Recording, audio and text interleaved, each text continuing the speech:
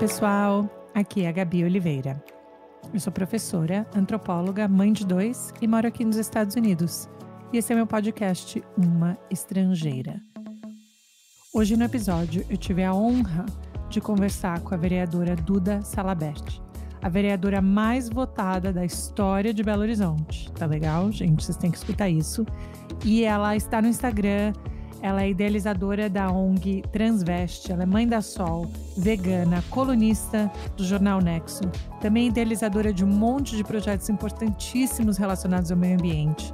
E a gente aqui na nossa entrevista, no nosso papo, a gente falou sobre várias coisas, inclusive a importância, de proteger o direito e a existência da população trans e travesti no Brasil. Ela contou muito dos dados que existem, dados horríveis, que existem sobre como essa população é ameaçada, é morta no Brasil. Então eu deixo aqui um aviso para todos que a gente falou sim sobre como esses crimes são cometidos.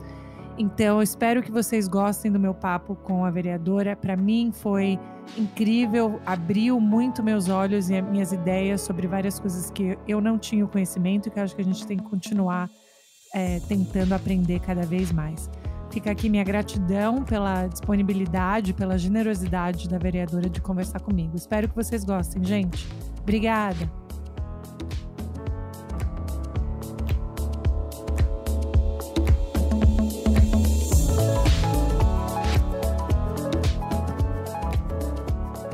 Mas eu fico muito, muito, muito feliz. Sou seguidora faz tempo. E fico feliz de poder ter você por aqui, vereadora. E é uma honra poder escutar um pouquinho sobre a sua trajetória e todo o trabalho que você tem feito. Então, eu fico muito, muito grata pelo tempo.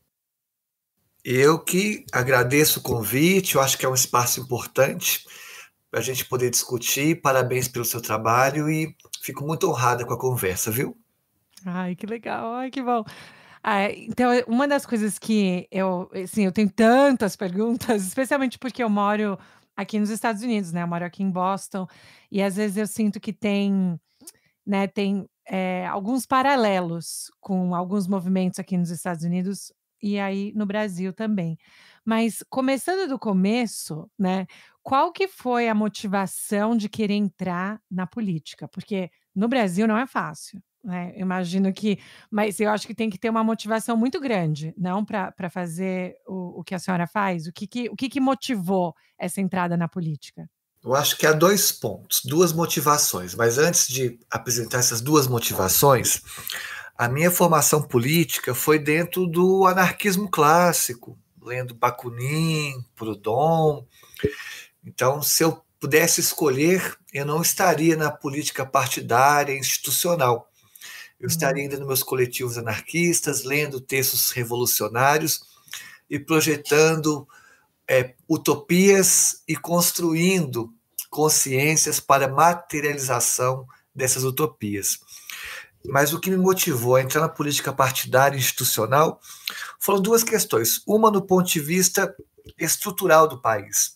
Quando eu assisti ao golpe de 2016, que destituiu a presidenta Dilma Rousseff, independente se ela fazia um bom ou mau governo, não é esse o debate, porque o remédio para o mau governo não é um impeachment, Então, o que aconteceu em 2016 foi, na minha perspectiva, na minha leitura, um golpe e escancarou um show de horrores como era a Câmara de Deputados em Brasília. A justificativa da maioria dos parlamentares para o impeachment foram justificativas bizarras, asquerosas.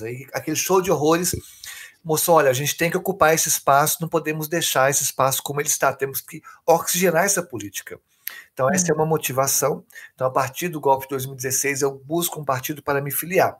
E aí se casa também com a minha transição de gênero, que já estava em início naquele contexto, e eu me deparo com números alarmantes acerca da realidade das pessoas travestis transexuais no Brasil e na América Latina. Aqui no Brasil, antes da pandemia, temos que lembrar que esses números são antes da pandemia. Então, durante a pandemia, nós vivemos hoje a maior crise econômica da história do capitalismo. Mas antes da pandemia, eram 90% das travestis transexuais na prostituição.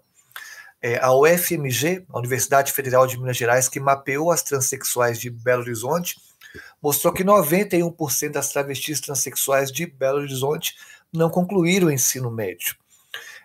6% das travestis transexuais de Belo Horizonte foram expulsas de casa com menos de 13 anos de idade. Então, se nós temos um grupo populacional que 90% é na prostituição, então a prostituição é quase que compulsória, quase que obrigatória. Nós temos um grupo, esse mesmo grupo, 91% não concluíram o ensino médio, o que mostra que a escola tradicional é um espaço também de cristalização de preconceitos e reprodução de violência contra a diversidade.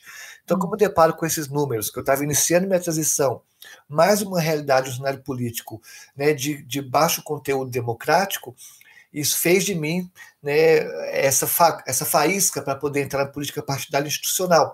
Porque se esses números existem, que eu apontei agora, é porque nós nunca fomos pauta nem da esquerda, nem do centro, nem da direita, nem de nenhum lugar.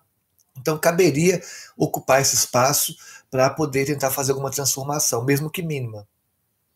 E como que funciona? Essa é a minha curiosidade, assim, como que funciona para escolha de partido ou filiação a partido? Como que é esse processo, para os dois, né, para o partido e para a pessoa que quer se filiar, e especialmente para você, como que foi essa escolha?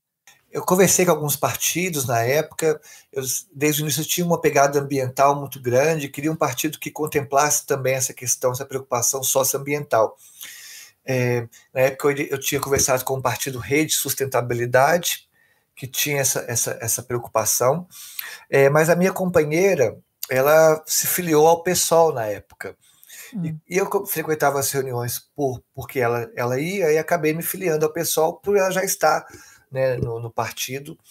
E acho que os partidos no Brasil, eles têm, não é só no Brasil, né? Se a gente pegar no mundo todo, as maiores mobilizações que ocorreram nos últimos 10 anos não foram protagonizadas por partidos políticos, vieram protagonizadas pelos movimentos sociais, né, movimentos, a disputa, aqui no Brasil a gente teve o break dos aplicativos, que foram motoristas de aplicativos, tiveram os coletes, eram amarelos, não sei, ou verdes, na França, né? Quer dizer, as grandes mobilizações, junho de 2013, dentre outras, não foram mobilizações que tiveram partidos no seu protagonismo. Então, isso mostra que nós temos também que reorganizar os partidos para que eles sejam, de fato, representativos e que tenham alguma infiltração social, né, nos movimentos sociais, porque muita gente não se sente representada nos partidos da ordem. Isso é super interessante, até porque, olhando, né, outro dia eu estava escutando uma entrevista do ex-presidente aqui dos Estados Unidos, do Barack Obama, e ele estava falando que quando ele decidiu concorrer à presidência, ele teve que ter muito mais proteção né, da inteligência americana do que outros candidatos pela posição dele, né, como candidato. E você sentiu em algum momento durante concorrer ou durante as eleições, ou mesmo como vereadora tão, né, votada dessa maneira, você sentiu, eu vou ter que pensar um pouco melhor sobre a minha segurança, sabendo dos números que existem, né, como você mesmo explicou, isso foi algo que teve que ser pensado em família, né, em estrutura? Como que funciona? Bom, o Brasil é o país que mais mata pessoas travestis transexuais do planeta há 13 anos consecutivos. Aí é comum as pessoas relativizarem esse dado, dizendo, mas o Brasil é o país que mais mata diversos grupos sociais.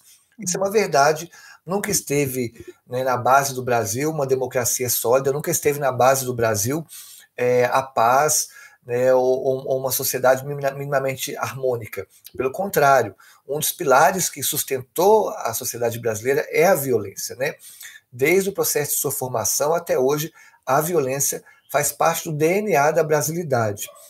Então é uma falácia acreditar que nós moramos num país tropical abençoado por Deus, maravilhoso e tranquilo, né? Isso é apenas um discurso romântico que não traduz de fato a realidade. Mas, embora nós sejamos um país violento, contra as pessoas travestis transexuais, essa violência se manifesta de forma bem diferente. Porque 80% dos assassinatos contra travestis transexuais ocorreram com uma violência hiperbolizada, uma violência exagerada. Significa paus enfiados nos anos, corpos esquartejados, braços para um lado e seio para o outro. Dificilmente uma travesti é morta com um tiro só no Brasil, dificilmente uma travesti é morta com uma facada só no Brasil. A nossa luta é que nos matem com um tiro só, com uma facada só, que não enfiem paus nos nossos anos após as nossas mortes. Porque segundo o relatório da ANTRA, que é a Associação Nacional de Travestis e Transsexuais, 80% dos assassinatos assim ocorreram no país, e assim ocorrem no país. Então, a violência ela é gritante e ela tem um contorno muito mais odioso contra a comunidade trans. E, no meu caso especificamente, quando você vai tratar de uma candidatura, há uma questão da dosagem que tem que ser procurada, porque eu acredito que quanto mais exposta eu estou, paradoxalmente, mais segura eu também estou. Porque um dos motivos que levam ao assassinato contra as pessoas transexuais e essa violência exagerada é justamente o silenciamento da pauta, o apagamento da pauta aqui. Então, essa sensação de que os crimes não vão ser investigados e não são investigados de fato, gera todo esse cenário propício também à violência. Então, o silenciamento é um dos motivos, o apagamento é um dos motivos da violência. Você quer que eu faça os cachorros ficarem quietos aqui para continuar? Por mim, tudo bem. Eu tenho. Para mim, se não é cachorro, são meus filhos que vão aparecer gritando. Mas se você sentir que você precisa que eles fiquem quietos, não tem problema. Mas para mim tá tudo bem. A minha companheira entrou aqui, acho que agora eles ficaram quietos. Quais cachorros estão aí com vocês? Aqui são 4 cachorros. Nossa!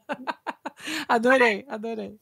Mas retomando, então, então esse silenciamento, esse apagamento que acaba também potencializando a violência. Então, dar visibilidade ao meu corpo, dar visibilidade à minha imagem, acaba sendo uma forma também de me manter segura, porque as pessoas não vão me violentar fisicamente, justamente por saber que eu sou uma figura pública.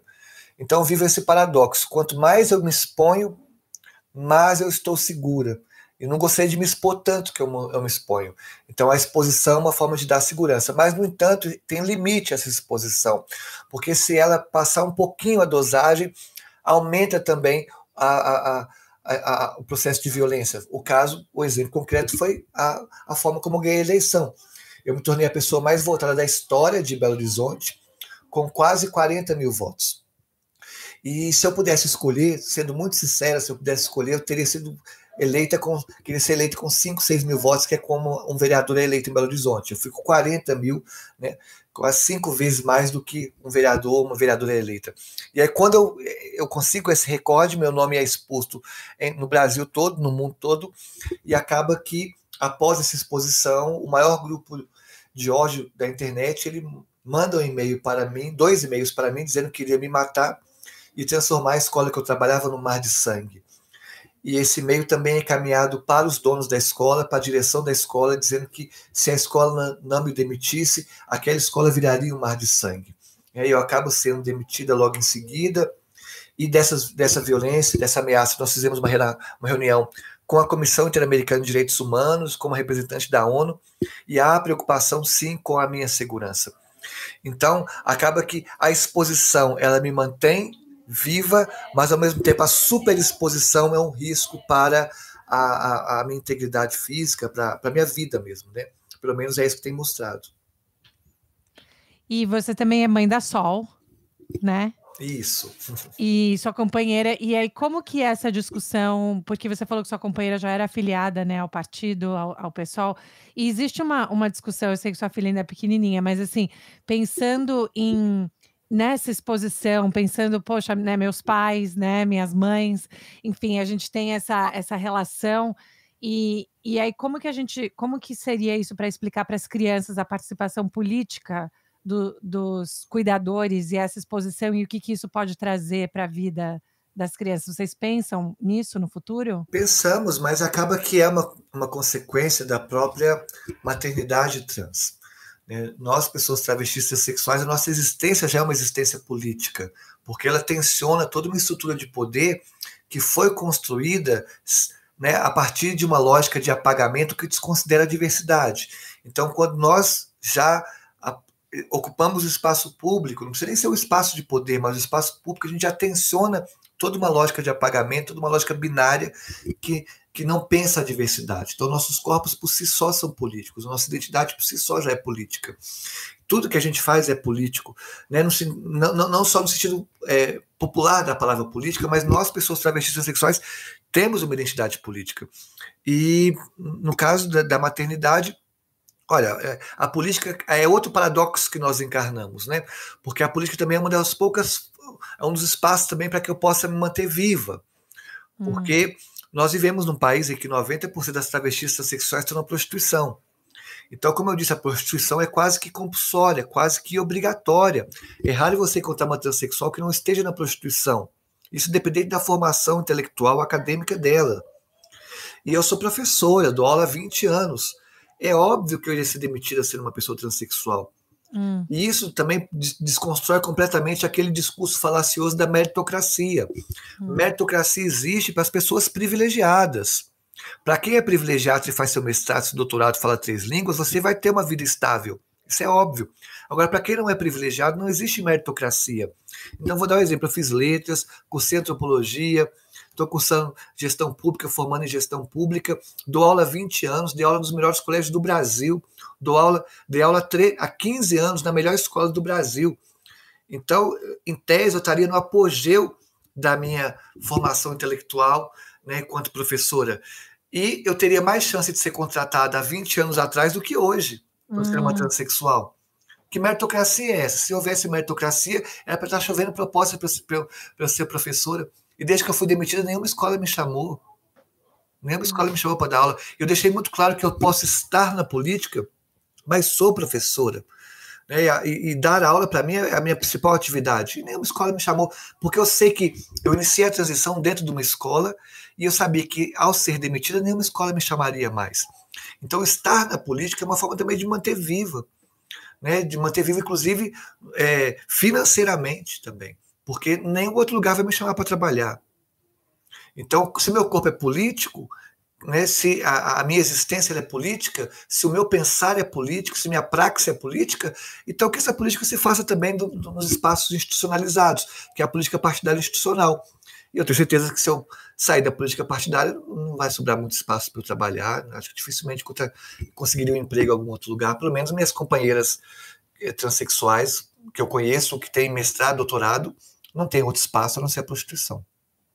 E aí o que você tinha explicado antes, esse não haver espaço, não ser contratada, não ser chamada para esse tipo de coisa, para trabalhos, espaços, a gente está falando de preconceito e mesmo acho que, né, você explicou de uma maneira muito importante, esse ódio que vem significado por como esses crimes são cometidos. Então você atribuiria essa falta, né, de dar oportunidades, isso há um preconceito que existe no Brasil e no mundo especificamente, ou outras coisas também que contribuem?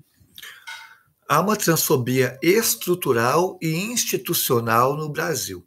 Estrutural, porque ela faz parte desde a formação da nossa história, e institucional, porque as instituições também são espaços de reprodução de violência e ódio e exclusão contra as pessoas transexuais. Então, a família é uma instituição, nos violenta e nos expulsa, já que, segundo a UFMG, 6% das travestis transexuais foram expulsas de casa com menos de 13 anos de idade. A escola é uma instituição, nos violenta e nos expulsa, já que 91% das travestis transexuais do país, de Belo Horizonte, segundo a UFMG, não concluíram o ensino médio. O mercado de trabalho é uma instituição, nos expulsa e nos violenta, já que 90% das travestis transexuais estão na prostituição. Então, as estruturas de poder, as instituições acabam sendo espaço de exclusão também. Isso é uma realidade exclusiva do Brasil? Não, ela se manifesta em toda a América Latina e nas Américas em geral. Na América Latina, por exemplo, eu tive, há 3 anos atrás, eu fui no ELA, que foi o Encontro Latino-Americano de Feminismos, que ocorreu em Buenos Aires. Nós encontramos com companheiras transexuais de outros locais. Por exemplo, na Colômbia, me disseram que era 99% na prostituição. Na Guatemala, dizia que a expectativa de vida de uma transexual não supera 27 anos. Então, ela é da América Latina, mas, por exemplo, quando eu fui convidada há 3 anos atrás pelo governo Trump para ir para os Estados Unidos, a embaixada americana aqui em Belo Horizonte, me convidou para ir para os Estados Unidos para discutir políticas públicas para a comunidade LGBT aí nos Estados Unidos. E eu falei, olha, não tenho muito o que acrescentar, porque no Brasil não tem política pública para pessoas transexuais, e nunca existiu. E os números aqui são esses. Quando eu mostrei os números, a cônsul americana disse, mas os Estados Unidos não diferem muito. Então, assim, eu não sei qual é a realidade das pessoas trans nos Estados Unidos, mas se o consulado representando o governo Trump na época me convidou para isso, eu imagino que a realidade aí seja mais ou menos igual daqui no Brasil.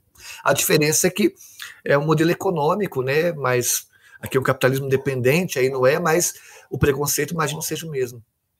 Que interessante, não sabia disso, que foi durante o governo do Trump que você foi convidada. Te surpreendeu tá dentro do governo, ter sido convidada, ou foi algo que ou te surpreendeu de uma maneira positiva, talvez? Ou... Sim, me surpreendeu, né? Na verdade, qualquer convite para uma pessoa transexual é surpreendente, né? Mas há que se pensar que a pauta da comunidade trans nunca teve centralidade na esquerda, no centro, na direita, nem em nenhum lugar. Isso é uma coisa a se levar. A gente sempre é tratado como moeda de troca.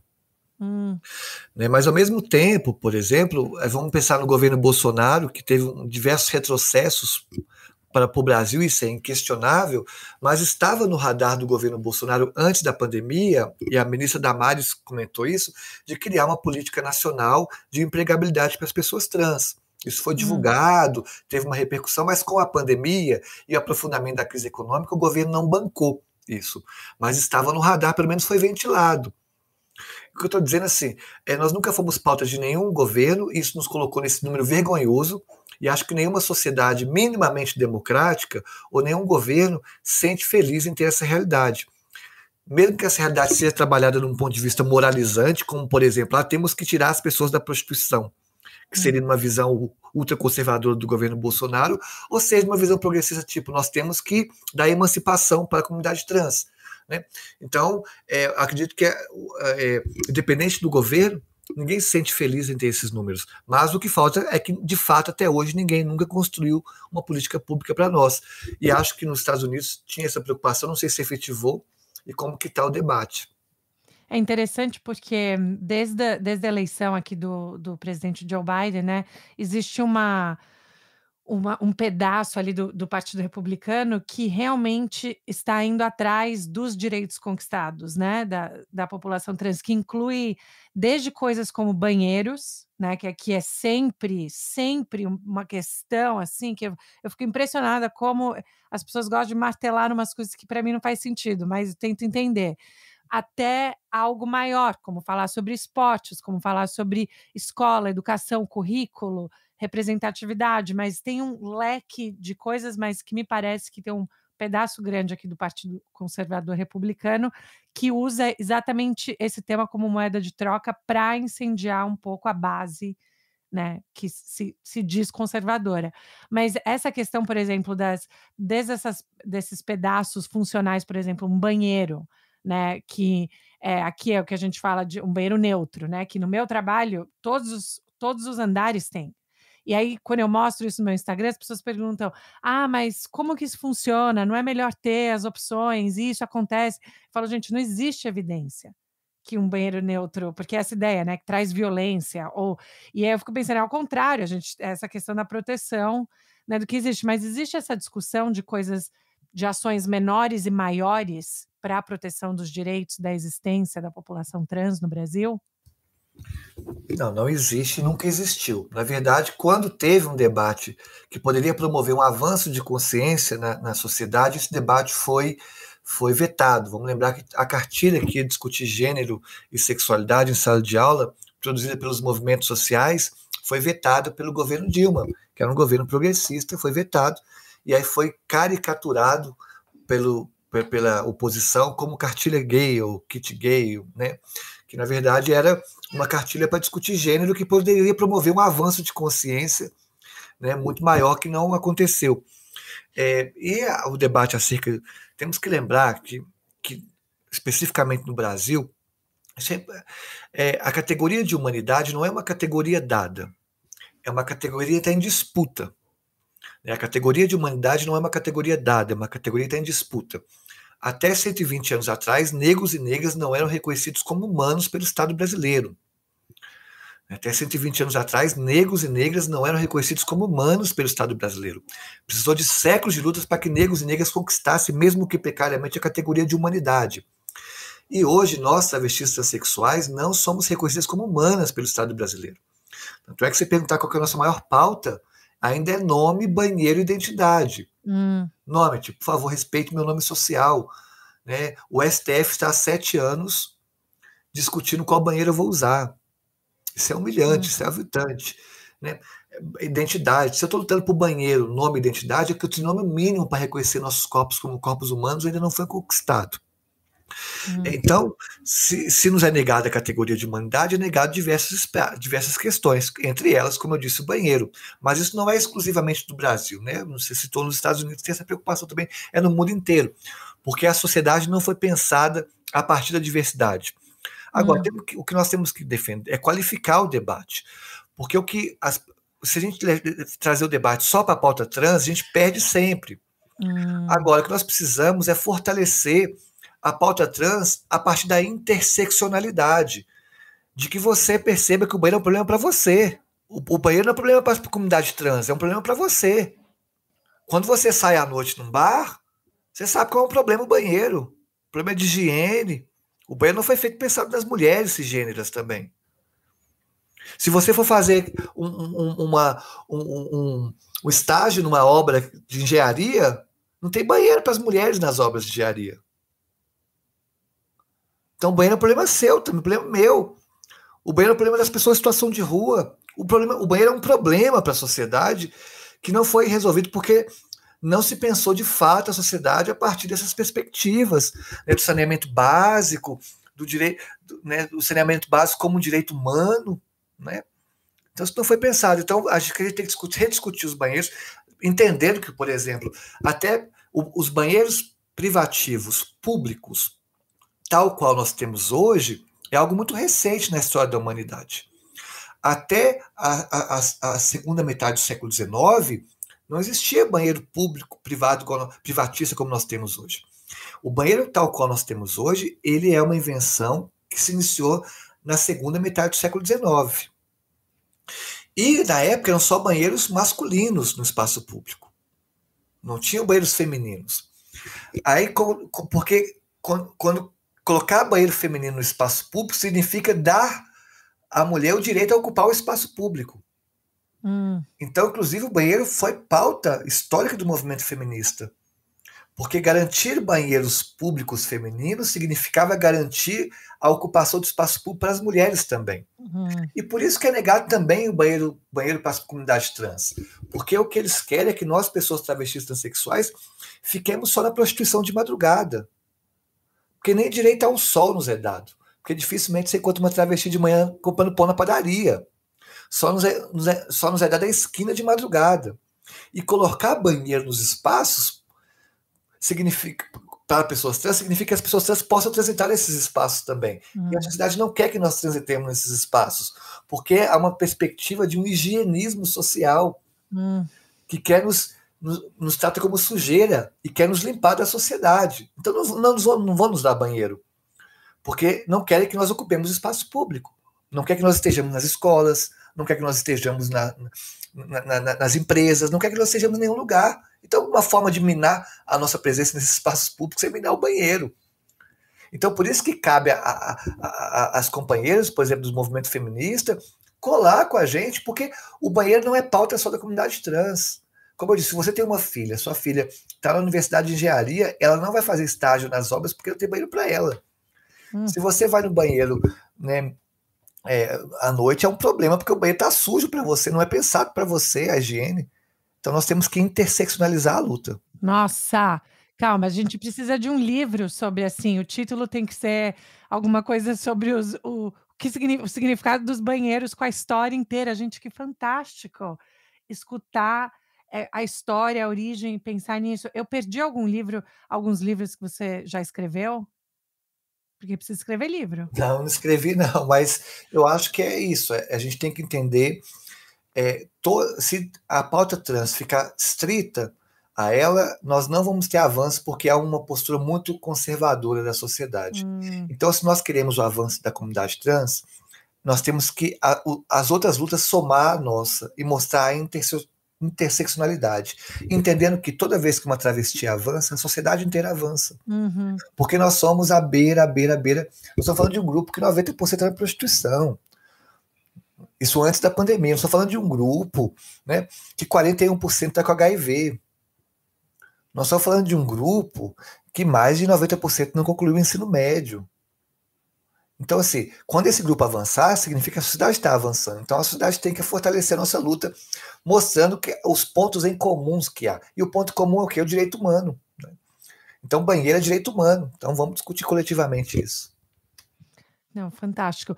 Quando você pensa assim, você pequena, né, assim, infância, era isso, você imaginava que o papel político mesmo, né, como você mesmo disse, sendo professora por tanto tempo, que você ia acabar sendo vereadora mais votada em Belo Horizonte, já era algo assim, você pensava nesse ativismo, nessas pautas desde pequena, ou isso foi se desenvolvendo na adolescência ou quando você estava estudando? Como que foi esse processo? Eu sempre tive, né, desde minhas memórias afetivas, passando pela adolescência e a vida adulta, esse engajamento com a política.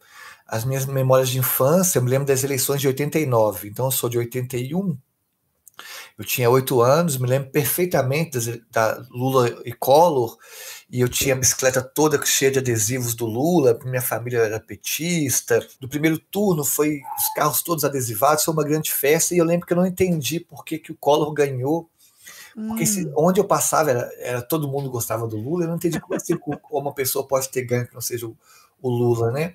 Isso em 89. Gostava muito do Brizola, né? A fala de como o Brizola falava. Isso naquela época, participação no Grêmio Estudantis, depois na universidade participando também dos diretórios acadêmicos, do diretório do DCE também. E acabou que um pouco depois adormeceu acho quando o PT assume o poder no Brasil, adormeceu um pouco isso em mim. E acho que quando entrou a crise, em junho de 2013, foi a faísca para voltar de novo para a postura política. Mas sempre teve em mim essa construção. Nos coletivos anarquistas que eu fiz parte, né? Então, sempre teve em mim. E os seus cuidadores, família, como você falou, né? Seus pais sempre apoiaram quando você falou, nossa, é para isso que eu vou, é isso que eu quero? Ou existiu alguma... Eles hesitaram um pouco, ai, mas será que não é melhor fazer isso? Ou como que foi essa discussão? Não, nunca teve nenhum entrave para uma participação política, não, porque eu venho também de uma família que né, teve uma participação política. Meu pai participava de sindicatos, era sindicalista. Eu lembro de reuniões da infância do pessoal do PSTU, vindo nas reuniões aqui em casa. Meu pai via funcionalismo público participando de greves, então tinha isso, já era... A luta nunca foi escolha para minha família. A luta sempre foi uma condição, que a gente tem que lutar. A luta para mim não é perfumaria, não estou na política para ganhar like, para ganhar seguidor. Estou na luta porque para me manter viva. Se eu pudesse escolher, como eu falei, estaria dando aula hoje e lendo Bakunin para o Dom, pensando numa revolução, né? Mas se eu estou na política, na linha de frente, é porque eu tenho que me manter viva. E qual que é a sua perspectiva em termos de colaboração com pessoas em partidos que têm pautas muito diferentes ou que não, né, normalmente não colaboram, não apoiam as pautas que para você são importantes? Você acha que essa ideia de colaboração é melhor focar na colaboração para poder conseguir passar alguma coisa importante? É mais importante do que desavenças ou discórdias? Como que é a sua postura nessa questão de eu converso com qualquer pessoa se a gente conseguir passar coisas, ou não, eu preciso me manter, né, em algum grupo como protesto? Como que funciona essa negociação? Eu venho da literatura, eu sou professora de literatura, então eu reconheço e entendo a importância e o poder da palavra. A palavra é um elemento transformador. E toda vez que a palavra falha, a violência entra em cena. Repito, toda vez que a palavra falha, a violência entra em cena. Você bate em alguém, agride alguém quando você não consegue mais discutir com essa pessoa. Então, todos os espaços em que não há diálogo, a violência se instaura. Então, para além de uma questão política, né, uma questão de formação intelectual, eu reconheço que o diálogo ele é a peça fundamental, não só para buscar consenso, mas para uma humanização da sociedade. Nós entendemos que as palavras nos humanizam. O que nos difere de outras espécies é justamente a dimensão da palavra, a dimensão do simbólico. Né? E se a palavra nos humaniza, quanto mais sofisticada essa palavra, mais a gente vai aprofundando o conceito de humanidade. Tanto é que a gente não quer só comida, a gente quer bebida, diversão e arte. E a arte é a palavra trabalhada na sua dimensão mais sofisticada. Como dizia o Trotsky, a gente não quer só o pão, a gente quer a poesia. E a poesia é justamente esse bem viver. Né? E esse bem viver se constrói a partir de uma humanização das relações que tem como ferramenta a palavra. E a política é, antes de tudo, um espaço de disputa das palavras, de luta pelas palavras. O trabalho da política é muito parecido com o trabalho de um poeta, porque o poeta está constantemente lutando com e pelas palavras. E o político luta constantemente com e pelas palavras também. E eu acredito que meu papel na política é buscar consensos mesmo, por meio do diálogo. E nós temos que buscar consenso, nós somos eleitos para isso, para buscar consenso. Então eu converso com diversos setores, né? É aí que é o dilema. O dilema não, é aí que é o desafio, você saber apertar a mão de todo mundo sem sujar sua mão. Né? E é isso que eu carrego para mim, eu aperto a mão de todo mundo sem sujar minha mão. Porque eu entendo que as pautas que eu carrego são pautas urgentes. Como fala o Bertolt Brecht, primeiro o estômago, depois a moral. O tempo da fome não é o tempo da ideologia. Nossa, se o tempo da fome não é o tempo da ideologia, se eu pudesse, eu ficaria agora puramente num purismo ideológico, lá no Bakunin, criticando o capitalismo, criticando o socialismo e defendendo uma utopia que nunca vai chegar. Agora, enquanto isso, as pessoas estão morrendo de fome. Então nós temos que combater a fome das pessoas. A gente tem que, se for necessário dar um passo atrás, para o grupo que eu faço parte, dar 3 passos para frente, eu vou fazer sempre. Estar na política, para mim, é dar um passo atrás. Sabe, eu poderia estar agora descansando tranquilamente com a minha família, ter as agendas lotadas, é dar um passo atrás para acreditar que a sociedade avance. Então, acho que é isso. A gente tem que conversar com todo mundo, né, sem sujar a mão. E uma das coisas que eu estava lendo, né, que eu gostei muito de um post que você fez, é algo que também aqui como professora, eu me preocupo muito com punições dentro da sala de aula, né, especificamente aqui nos Estados Unidos, meu trabalho mais com crianças imigrantes, né, e minorias dentro da sala de aula que acabam desproporcionalmente sendo punidas por professores e pessoas de trabalho. E você teve uma experiência, né, que você foi até um salão de beleza, e eu vi você falando que você escolheu a educação à punição. E aí eu não sei, eu queria que você contasse um pouquinho para as pessoas que estão ouvindo, qual que foi o seu pensamento e se isso é um princípio seu em termos de você prefere a educação à punição, mesmo quando o ferimento, né, como você mesmo fala, mesmo quando dói muito, mas pensar nessa ideia da educação. Como que foi essa situação para você? Tá tratando um episódio em que eu fui a um salão de beleza para fazer minha sobrancelha.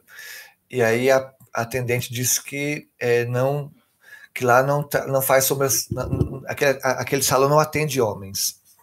Aí eu disse, olha, eu sou uma mulher transexual e gostaria de fazer a sobrancelha. Ela, nós não vamos te atender. Aí eu falei, então vocês de fato não vão me atender? Elas disseram, não, nós não vamos te atender porque nós não atendemos homens. Aí eu fiz um stories para o Instagram falando isso, teve uma repercussão muito grande, mas eu não divulguei nem o local, o nome do salão, né, nem as funcionárias. E aí vários advogados, Ministério Público, todo mundo me procurou para que eu fizesse uma denúncia, lembrando que no Brasil a transfobia ela é equiparada ao racismo, então é um crime inafiançável. Então eu deveria fazer a denúncia, mas eu não optei por não fazer a denúncia, porque é muito importante dizer, se a transfobia é equiparada ao racismo, as pessoas desconhecem o que é a lei de racismo. Deixar de atender alguém pela condição dessa pessoa é racismo. Né? Então você não pode deixar de atender uma transexual por ela ser transexual.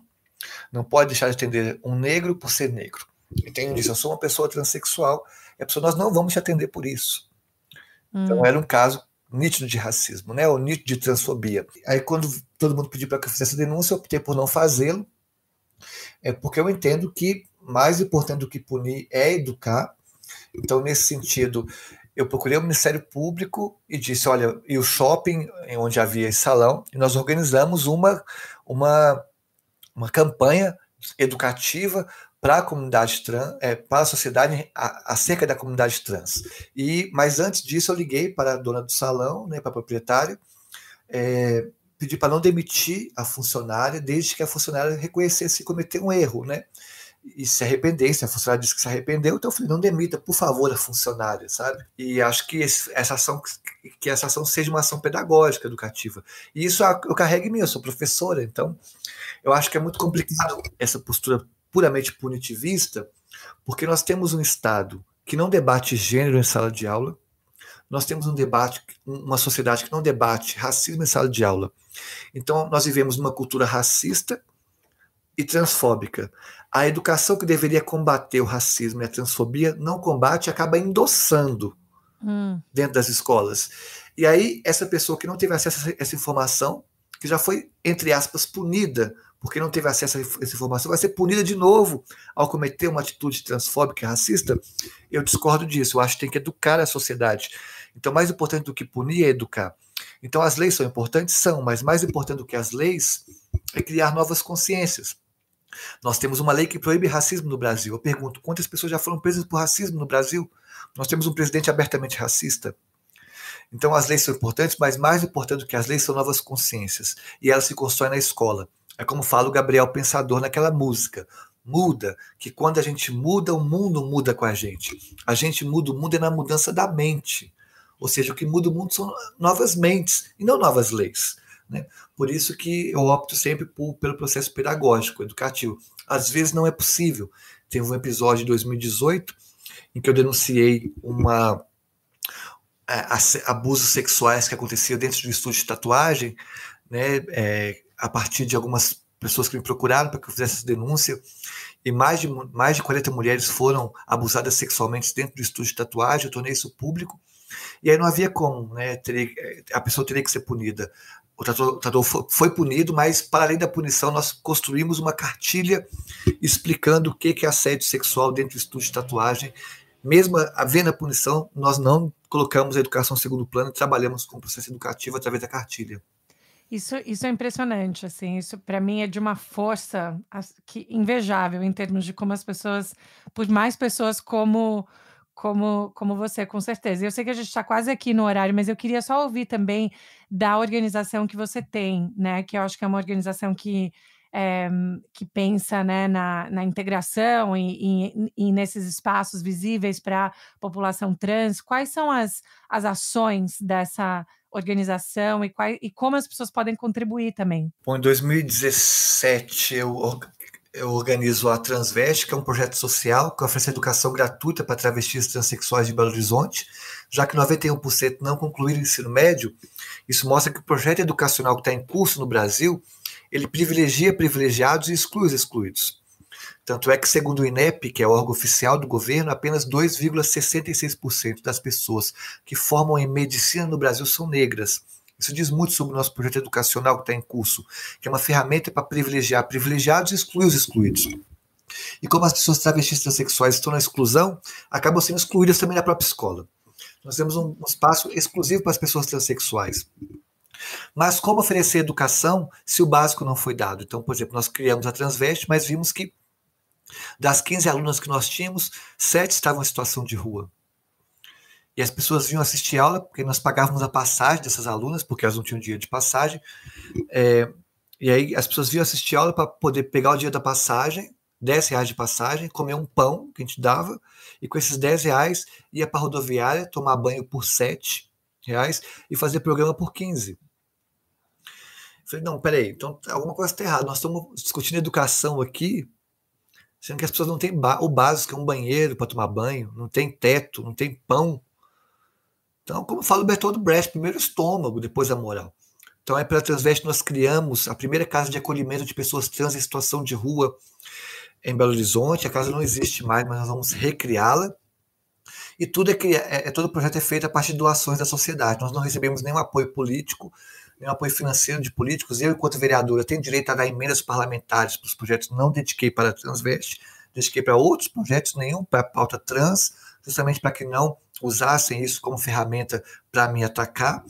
Nós vivemos exclusivamente de dinheiro de doação da sociedade. Então é só procurar nossas redes sociais da Transveste, que lá tem as vaquinhas virtuais. É um projeto que não é mais meu, é um projeto da sociedade, um projeto de Belo Horizonte. Ai, que legal. Não, isso é super importante. A gente vai deixar o link aqui para as pessoas irem. E fala para a gente, então, o que a gente pode esperar no futuro? Será que governadora, presidenta, o que a gente pode ver para o futuro? Ou quais são assim, né, os seus desejos maiores, se você pudesse pensar assim para o futuro, ou na política ou em outros campos? Então, eu prometi cumprir meu mandato como vereadora. Nós fizemos uma campanha lixo zero, porque embora a gente discutiu aqui praticamente a pauta trans, direitos humanos, essa não é minha pauta central na minha atividade política. Minha pauta central é a questão ambiental, né? Sou ambientalista, vegana, e reconheço que não existirá justiça social sem justiça ambiental e climática. Se nós queremos pensar na justiça social, nós temos que garantir a justiça ambiental e climática, já que há esse conceito de racismo ambiental, em que a população mais prejudicada com os impactos ambientais é justamente a população pobre, especificamente negra, né, das periferias.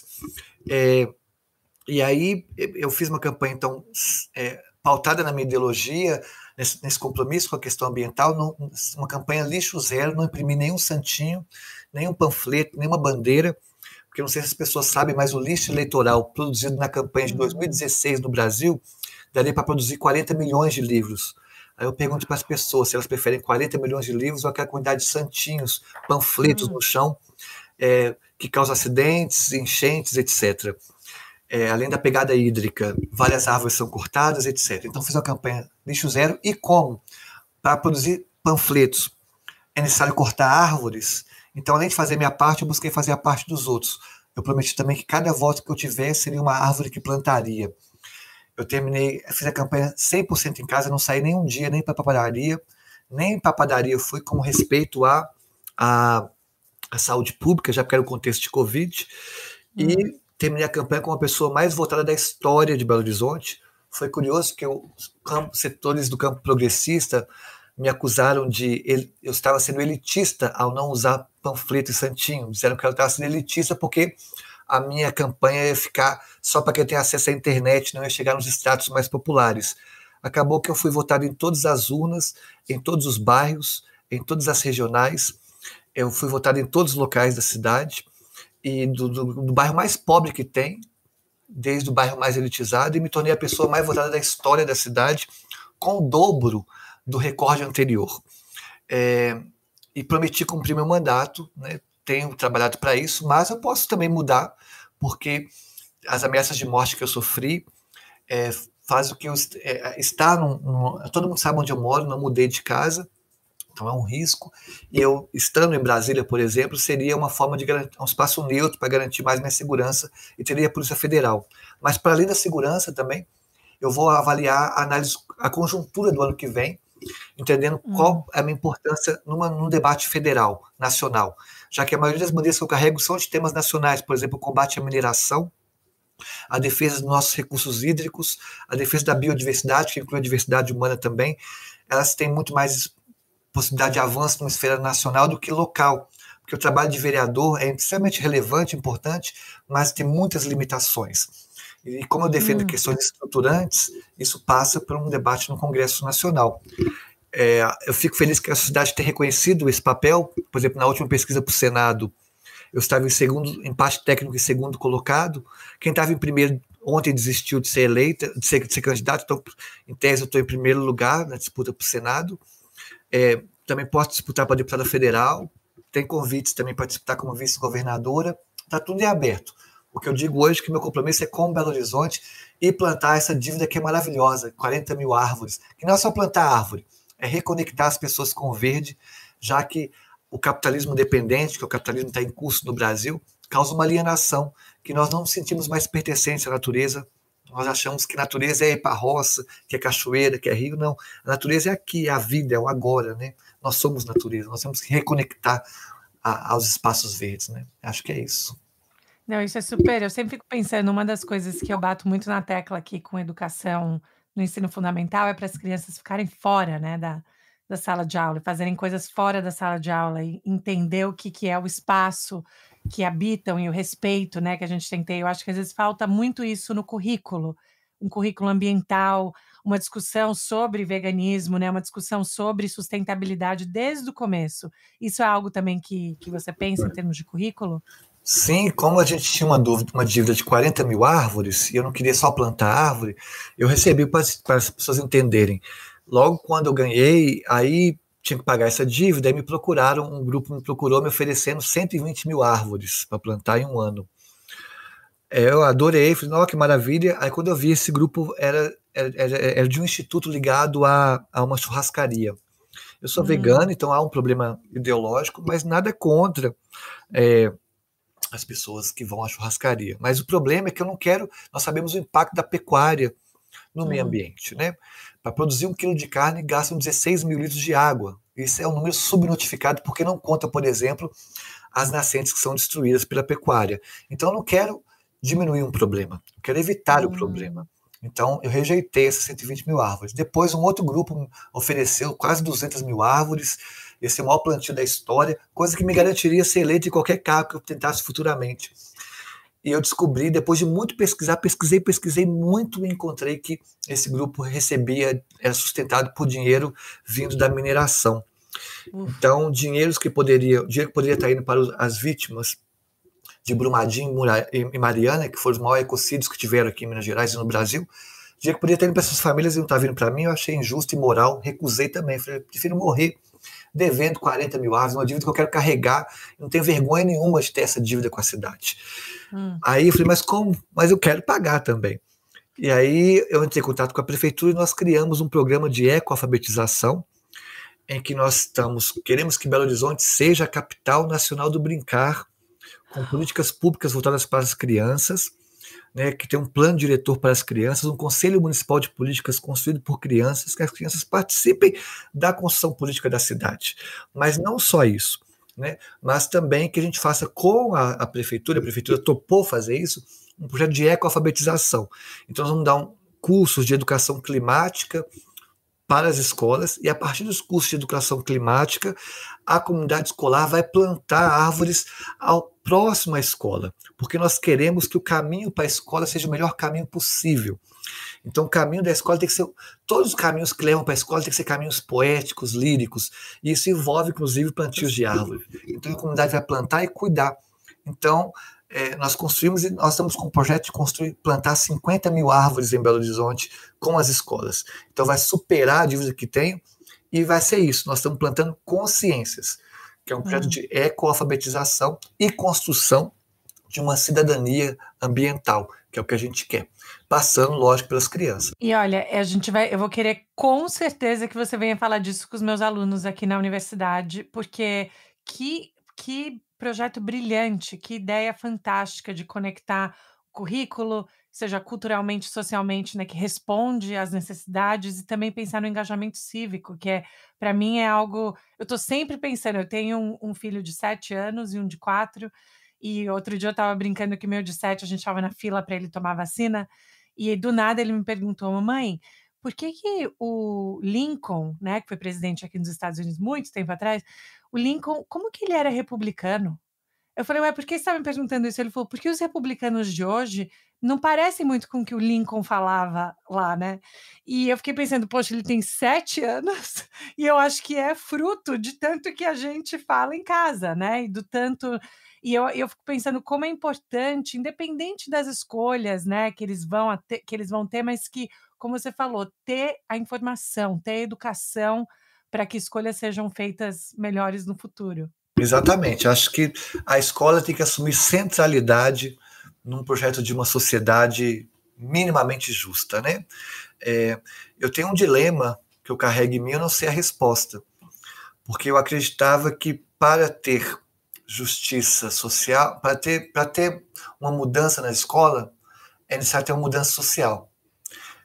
Seria impossível uma mudança social, uma mudança educacional sem uma mudança social. Como eu disse, a gente dá aula na Transveste, nós temos... Como eu vou oferecer educação para uma pessoa que nem tem casa ainda? Não tem abrigo, não tem teto, não tem banheiro. Então temos que mudar a sociedade para mudar a escola. Mas eu entro em crise também porque eu acredito que mudando a escola você muda a sociedade. Então acho que a resposta talvez, não sei se é um ou outro, ou os dois juntos, né? O Shakespeare dizia ser ou não ser, né? Eis a questão. Eu gosto mais do Guimarães Rosa, que diz tudo é e não é, né? O Guimarães Rosa rompe com a visão shakespeariana, eu acho o Guimarães Rosa genial, e diz tudo é e não é. Então, acho que são os. Tem que mudar a sociedade para mudar a escola? É e não é. Tem que mudar a escola para mudar a sociedade? É e não é. Tem que mudar os dois, né? Sim. Gente, eu podia te escutar o dia inteiro. Tá difícil, eu nem quero falar tchau, porque eu quero ficar só escutando. Que fantástico, mas que honra, vereadora, poder conversar, poder escutar a sua visão, né? A sua paixão, seu empenho. E a gente tem muita sorte, né? Mesmo eu estando de fora aqui no Brasil, em ter uma pessoa tão preparada, tão consciente, com tanta coisa boa para acrescentar para todos nós e que ótimo para Belo Horizonte, que sorte de Belo Horizonte. Eu espero que o Brasil inteiro também possa ter essa sorte. Eu que agradeço pelo carinho, pelo convite. E a construção ela é sempre coletiva, né? A gente vocaliza o que aprende nas ruas. A universidade é um espaço importante de produção de conhecimento, nós temos que valorizar a ciência, sobretudo nesse contexto de negacionismo, mas entender também que há outros saberes que são muito importantes, né? Então a minha formação política, ela se deu nas ruas, nas esquinas, com as travestis transexuais, elas são... valeram mais do que os livros que estão atrás de mim. Eles são importantes, lógico, mas a formação... Gente, para quem não está vendo, eu já estou de olho, eu já quero tirar uma foto e ver o que eu não tenho, o que eu preciso comprar e o que você recomenda. Eu já quero saber tudo, porque isso tá fantástico. Mas eu adoraria também, de verdade, para a gente combinar para o ano que vem, se você topasse fazer um Zoom com os meus alunos. Aqui a gente tem uma população de brasileiros bem grande também aqui, que eu acho que seria fantástico, né, escutar, e essa troca. As escolas públicas aqui estão começando a dar aula em português, pela quantidade de brasileiros, né, que vem chegando. Eu acho que a gente se beneficiaria tanto de escutá-la, então eu já deixo aqui o convite para que não seja esquecido. Eu super aceito o convite, obrigado pelo carinho. Eu acho que é uma troca importante, até porque no Brasil foi aprovada uma reforma do ensino médio, e por trás dessa reforma do ensino médio há toda uma lógica de uma cópia do modelo americano em relação à educação pública, né? Mas isso é tema para uma próxima conversa, mas obrigada pelo convite, parabéns pela sua formação, pelo que você faz pelo Brasil aí, tá bom? Obrigada, fico super feliz. Então, espero poder conhecê-la ao vivo um dia desses, e já estamos para 2022, vamos ter esse encontro, tá? Combinado. Super obrigada, vereadora. Tenha ótima semana e feliz festas aí para vocês. Para você também, um beijo para todo mundo que está escutando também. Tchau. Um beijo, obrigada. Tchau.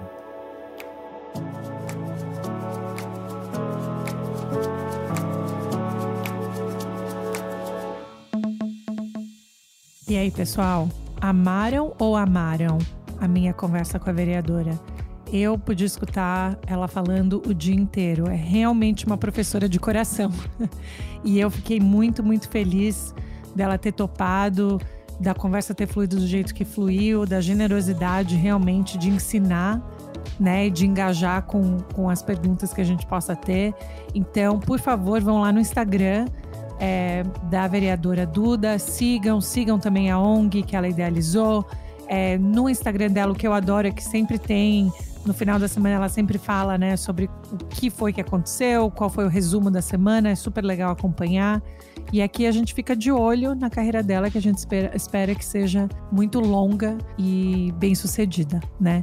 Então eu espero que vocês tenham gostado, eu amei de coração, fiquei super feliz com a presença dela. Como sempre, vão no nosso Instagram, Uma Estrangeira Podcast, ou mandem um e-mail pra gente no estrangeirapodcast@gmail.com. Tá bom, pessoal? Se cuidem, um beijo!